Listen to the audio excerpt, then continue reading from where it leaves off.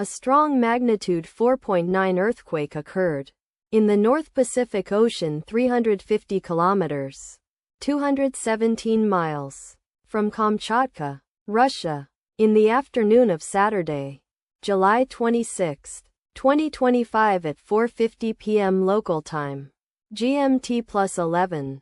The depth of the quake could not be determined, but is assumed to be shallow.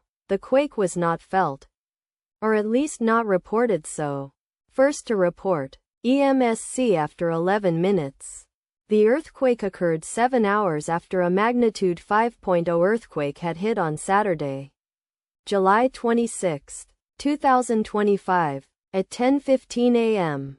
GMT+11 local time, in 55 kilometers, 34 miles, distance to the northwest. Data source from Volcano Discovery. Did you feel it? Let us pray. May the earthquake that occurred not affect our brothers and sisters there. May the earthquake not happen again. And may God protect everyone. Amen.